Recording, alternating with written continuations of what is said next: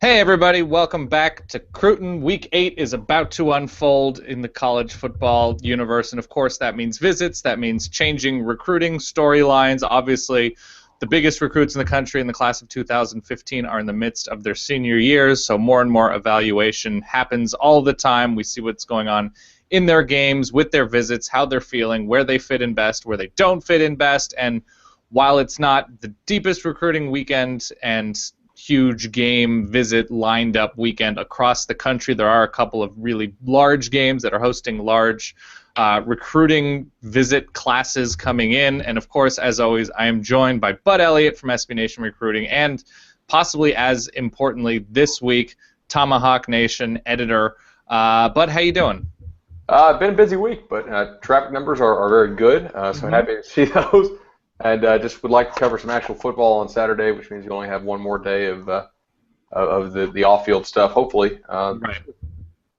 Okay, and to you this weekend, obviously, Oregon has a big game out west. Oklahoma has a big game in the Big 12. And in terms of the SEC, Alabama hosting Texas A&M. They're hosting, it looks like a duo of large visitors, but it appears, and this is one of the games we circled over the summer, in the spring, just in terms of non-conference matchups later on in the season, something we don't see all the time. But a bit of a recently historic matchup. Florida State hosting Notre Dame. Florida State obviously has done very well on the recruiting trail of late. What does their recruiting weekend look like? And how deep, how crazy, how blue chippy is it?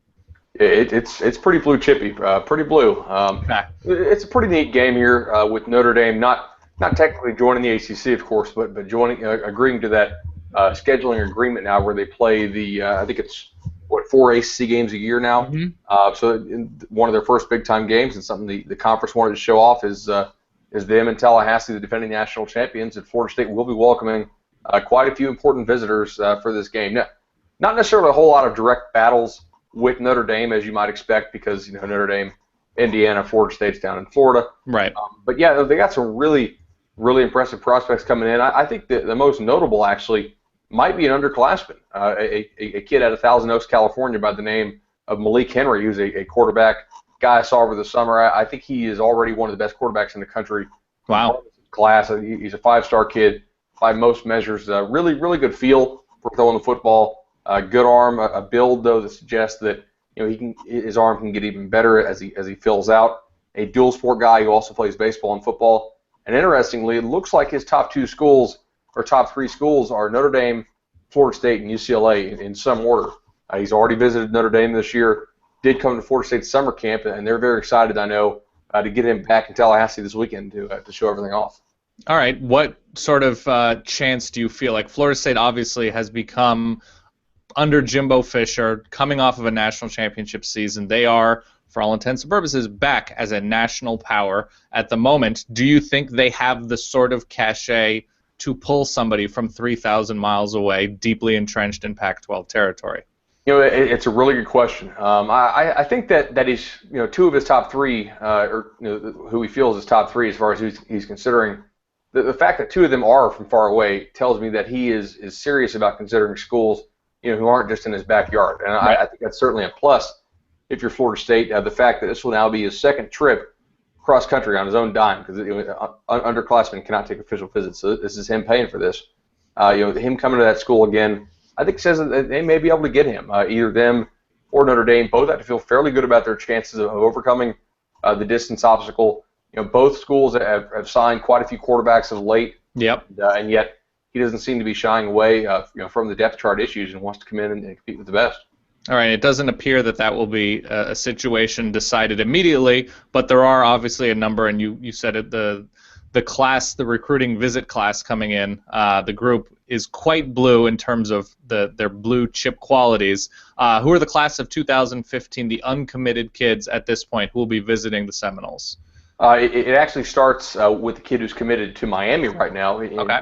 Running back Jordan Scarlett was at University School, transferred to St. Thomas Aquinas, a pretty well-known South Florida power there. He's a four-star running back, a really good player. He'll be taking a visit. Now, he's solidly committed to Miami, but how solid are you if you're still taking all these other visits? He does want to check out Right. other schools. Coming up with some of his teammates, so we'll have to see if Florida State can get any traction there. You also have a guy in Jalen Merrick, who's a offensive lineman out of New Smyrna Beach, a 4-star kid who is really rising up the recruiting rankings pretty quickly after we saw him over summer. A guy who clearly looks like a 4-star player. I think more and more recruiting sites are beginning to rate him as such, and why not? He's got the size, he moves like it, and he seems coachable. A really good-looking player there. He just visited Florida last weekend, so they'll be looking to get him in, to Tallahassee and see everything. I know he texted me earlier and said that he was really looking forward to coming up for the Clemson game. His ride situation fell through, so now he's excited to get up to Florida State for this Notre Dame game. You actually have a guy coming down from Ontario, which is not normally a hot spot for elite defensive linemen, but indeed Neville Gallimore, who's a 4-star kid, defensive tackle out of Ontario. I first saw him at the Ohio State camp, or excuse me, the Nike camp on Ohio State's campus over the summer. Looked really good, great burst, pretty good change of direction. Guy who's, in my mind, no doubt, 4-star, maybe a 5-star type of player. Already officially visited Oklahoma. Plans to officially visit to Ohio State, maybe a couple other schools. Oregon is certainly in that mix as well. But this is Florida State's shot to get him on campus and show him around. And with a kid like that, travel costs, international travel for recruiting purposes is kind of cost prohibitive, So you really have to make your most when the kid gets on campus with these official visits. Is it a big unofficial visit weekend as well when you look at 2016? Obviously, you already mentioned Malik Henry from California, but when you look at 2016, 17, and beyond, is Florida State, is it the weekend for visits, or is there another weekend coming up that they also plan on having an enormous group together? It's definitely a big weekend for unofficial visits. They do have the Florida game left, and then they'll have nice weather likely for Virginia and Boston College. But in terms of the actual impact and being on primetime TV and the crowd and stuff, this in Florida will probably be the two biggest weekends down there in Tallahassee. And they do have, quite a few good kids coming in right now. TJ Chase, who's an undeclared guy out of Bradenton, Florida at the IMG Academy, 2016, very high on Florida State. Underclassman cornerback, Sabian Smith, also very high on Florida State. And yet, cornerback we mentioned, this is a position, Dan, with a lot of Florida State needs a lot of cornerbacks in this class. They don't have that many, as of yet. And the worry, of course, what if P.J. Williams and Ronald Darby both go pro? Right. They're not really expecting these freshmen to come in and start right away necessarily, but they are expecting them to come in and provide some immediate depth and hopefully answer that for them. They got a guy like Travaris McFadden of the American Heritage School in Plantation coming down, and also Devontae Davis out of Booker T. Washington down there in Miami. Both 4-star type cornerbacks, really good players. They're going to come up. Really, those are guys who everybody in the country is looking at. McFadden also really likes Georgia. Davis also likes, Florida, Miami, Georgia, and a lot of other schools. It's going to be an interesting day for Florida State for sure. Is there a possibility, given how large the visit list is, both from this year and the next couple seasons, we've seen a number of schools have big lump commitment days. Washington a couple of years ago, Alabama this past spring, I believe, Texas under Mac Brown had those big junior day commitment batches. Is that something that you foresee, not necessarily with this weekend, but as part of Jimbo Fisher's recruiting strategy to try to sort of get commitments from 3, 4, 5 guys to have sort of in-season momentum? Or is it waiting till signing day because of the size of these kids? I think if they could do it, they would certainly take it. And it's happened before. I don't really anticipate that it would happen this weekend. A lot of these guys already have planned commitment dates, like Travaris McFadden is going to decide later this month. And that's how a lot of these kids do it nowadays. Now, with the younger kids, sometimes you do. The one downside to that, though, and this is something you got to kind of guard against, you don't want the kid to commit just because he's on a high of his visit. It's almost better if he goes home, reflects after the visit, reflects, says, hey, that was a really great time up there, but what about these other schools? Or, hey, it might be, hey, I'm really sure that's the place I want to be, and go ahead and pull the trigger. When you're on campus, a lot of times we see these kids get caught up in the emotion and the hype and pull the trigger, only to later decommit because they truly just weren't ready. And that's not too surprising considering we're dealing with high school kids here. All right, on the other side of the field, Notre Dame obviously on the road, and Brian Kelly won't be recruiting like Jimbo Fisher will be recruiting this weekend. But in terms of what Brian Kelly has done this season on the recruiting trail, obviously a number of top kids are considering both Florida State and Notre Dame, and just a number of top kids are considering Notre Dame. This will be a game seen by all of them. What is the current Notre Dame recruiting snapshot at this point? It's really good again. I mean, I think you got to expect another top 10 type class for the Irish. I wrote about this today. A lot of people might not realize only 3 schools, Alabama, Ohio State, and USC, of course, with their small classes, have a higher percentage of blue chip prospects over the last 4 years. You know why we don't necessarily realize this. So that they get stomped by Alabama in the national title game, which kind of took them down a peg in the national scene as far as perspective, and then they lose Everett Golson, the quarterback, last year, and lose 4 ball games. But throughout it all, Kelly has done a great job recruiting. He's selling Notre Dame's tradition. He's selling the academics. He's selling the ability to get to the NFL facilities and the line that it's a 40-year commitment, not a 4-year commitment, which really speaks to Notre Dame's impressive alumni base, and they really sell that to kids. Hey, we'll be able to more than likely find you jobs, due to the fact that Notre Dame's alumni base is so big. Right. When you finally graduate from Notre Dame, so they've been doing a great job. This year is no exception. I mean, they recently flipped Brandon Wimbush, who I feel is the best quarterback, in the Eastern region, from Penn State. He's a New Jersey kid. They went out to actually Idaho to get Tristan Hodge, who's a very good player. Could be a center, could be a guard for them, a guy who's already very nice. On the offensive line, they already have Jerry Tillery of Louisiana, who I think other schools may feel they may have stole out of Louisiana. A lot of other schools are looking at, possibly trying to flip him, but at this point, he appears to be solid. To Notre Dame, they're really loading up on linebacker with Josh Barajas, Asmar Bilal, who they actually got today.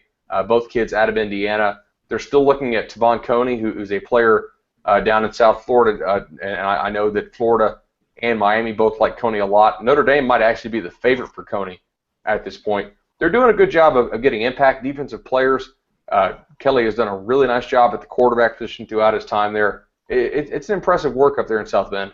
Yeah, you're also now seeing with Notre Dame, it's with the NFL draft, seeing players go in the top 4 rounds, offensive line, defense, front. And Notre Dame is just taking advantage of the successes of the Notre Dame and Brian Kelly time. So it makes sense they're succeeding in that area. Other visit weekends, some sort of I don't know where it's from. Alabama with C.C. Jefferson and Byron Coward. Oregon is hosting a number of big recruits as well. Who stands out to you at this point as intriguing visits? I think you got to go to Tuscaloosa, a team that has not really had great pass rushers over the last couple of years, despite having very good defenses for most of those years. And you look at Byron Cowart out of Sefner Armwood, right outside of Tampa, and then C.C. Jefferson, just right out in the central part of the state there. 2 impact pass rushers, 2 5-star types who both visited Florida last week, I believe, and most people feel they are Florida lean, despite going on. Florida's still doing a great job recruiting and recruiting them. This is Alabama's chance to get them on campus, roll out the red carpet, and really show them what the Tide is all about. And it's hard to say no to Nick Saban, so I'll be very interested to see what those kids have to say after this weekend. All right, Oregon hosting, I think, a couple big recruits from Southern California, Rasheem Green and John Houston, 5 stars, I think, on the composite, 24/7. Do you feel like Oregon is making inroads to attracting more of the type of player that they haven't been able to, the large offensive lineman, the large defensive lineman, and linebackers? Yeah, I think the longer you stay relevant, and the longer you stay as on the scene as a national power, the more ingrained it is in kids who are coming up. I mean, if you think about, how old is Rasheem Green? 17 or 18 years old, right? Back when he was 10, it's only 7 years ago, Oregon was still very much, in games playing for national titles and whatnot, or at least in the conversation to make a BCS title game. So the longer you've been around and been establishing yourself as dominant, the more it helps. Now, with those kids in particular, it's very hard to pull kids away from Sarah and USC. That's just kind of the connection that we typically see. Right. You remember Dory Jackson last year, where's he going to go? In the end, where did he end up? USC. Yep. My kind of thing with that school is I really have to have a good reason to believe that the kids are not going to end up at USC, and I'm not really sure I do with those two. But I think you're going to see Oregon, if some of those guys end up going to the NFL, especially on the defensive side of the football, on the defensive line, that's another selling point. Hey, we're putting more guys into the NFL now. This system does put guys into the NFL on both sides of the line of scrimmage. When you look, because we're now going into week 8, when you look around the college football landscape, obviously we're going to see look at coaching situations like in Michigan, Florida, where it appears like there's going to be fluid reactions to losses and things like that because you do not have the kind of room you used to as a coach. Where do you think class-wise, recruits themselves-wise, there's about to be a lot of new movement in the next month and a half, 2 months? Yeah, I think Michigan is certainly the one to look at. Apparently, was it Board of Governors or Board of Trustees? The Regents, yeah, about the athletic director, and that's probably doesn't speak too well about Brady Hoke's potential job security. Perhaps if your boss is getting evaluated, you might get evaluated as well. Michigan is just, we're already starting to see it with this class. They do still have a good number of 4 stars committed, but overall, just not that many good commits in this class in terms of depth. Chris Clark, their tight end, who's a very talented, athletic guy out of Connecticut, has already said he's going to take his official visits. Garrett Taylor may open up and look at some things. That's the corner they have out of Virginia. Darren Kirkland Jr., I think if Notre Dame ends up offering him at the linebacker position, again, Notre Dame looking for a lot of linebackers in this class, wouldn't totally surprise me to see him flip if Notre Dame presses for that. Brian Cole's a kid out of Michigan, by far their most dynamic athlete, and one of the most dynamic athletes in the country. I think at this point he's solid, but there's not a lot of established depth in this class. I also wonder, does Penn State start to look at a guy like Alex Malzone, the quarterback commit, a 3-star out of Michigan, out of Brother Rice High School there? Mm-hmm. We'll see, because, as we said, Penn State just lost their quarterback, Brendan Wimbush, to Notre Dame, but certainly Michigan's loss is Notre Dame's gain, both in terms of potentially flipping kids and in terms of just being able to look like the much better program right now. All right, and a lot of the recruiting site services have their top 100, top 50, top 247. A lot of those come out before the season, and then they're reevaluated after the season and into the All-Star game season, and obviously signing day. The top 10 as it stands now in the Rivals 100. Byron Coward, Joshua Amon Marshall, Derwin James, Florida State commit, Josh Sweat, Calvin Ridley. A lot of people notice the number of people in the country going to Alabama. Brent, Harry Godwin, Khalil McKenzie, and Damian Harris, the running back from Kentucky, considered to be perhaps the best running back in the country. Any guys that you feel like aren't top 10 worthy? Any guys you think should be in that top 10? Yeah, first off, I would actually not have any running backs this year in my top 10 in the country. Wow. I don't feel like it's a good year for running backs. I'm not convinced that any running back this year is a true 5-star type. And I had no problem last year with, what did we have, like 8 running backs rated as 5-star quality? I mean, and almost all of them are doing really well at this point early on in their college careers. So that I would probably not have the running backs there. Let me pull up the Rivals list so we can check this real quick. To see who else. I think, do they have Khalil McKenzie up there in the top right now as a search? Yeah, he's number 9. They have him as the top. He and Trenton Thompson as the top defensive tackles in the country. He's certainly a guy that I would have in the top 10. Just seeing that much human move that quickly is very impressive. Yep. Calvin Ridley, I think, is a guy who I like a lot, right? But you got to remember, he's already going to be 20 years old. I think close to the new year or just shortly thereafter. Wow. And so this is not a guy that you're going to expect a whole lot of continued physical development out of, and he's a really good player. I think he's more in the top 50 range than top 10. We also have Terry Godwin, who I believe Rivals has a 5-star. Mm-hmm. Others have him as a 4. A really explosive player. I know Georgia fans got on me earlier this year when I said I thought he was more of like a high 4-star type, but really we're kind of quibbling there at that point. Right. I think C.C. Jefferson is probably a top 10 type player. They have him just outside the top 10. Kevin Tolliver, I think, can also be that type of player. But overall, it's a good list. It's hard to quibble with anyone because we don't have that many games of senior film yet. Most of these guys have only played 4 or 5 games, and a lot of that film still needs to be cut up and sent out. So it'll be interesting to see where these rankings go when they're evaluated more based on their senior films, and then also when you get them all in that same setting. That is the All-Star game. You're able to say, "Wow, this guy's not nearly what he was listed at measurement-wise, and this guy is." Kind of like what we saw with Chris Jones a couple years ago, the Mississippi State star, when he came to the Under Armour game in Orlando, and you were like, "Wow, the rumors about this guy out of Mississippi were true." Yeah, and it looks like it's about 9 or 10 out of the top 15 on the defensive side of the ball, which sort of goes in line with trends of positioning and where people are placing their value with value. So it all makes it all. Absolutely. All right, but Elliot, thank you very much for your time. I will see you next week. I don't need to use the word we. And enjoy your weekend. Enjoy Notre Dame. All right, Dan. Take care.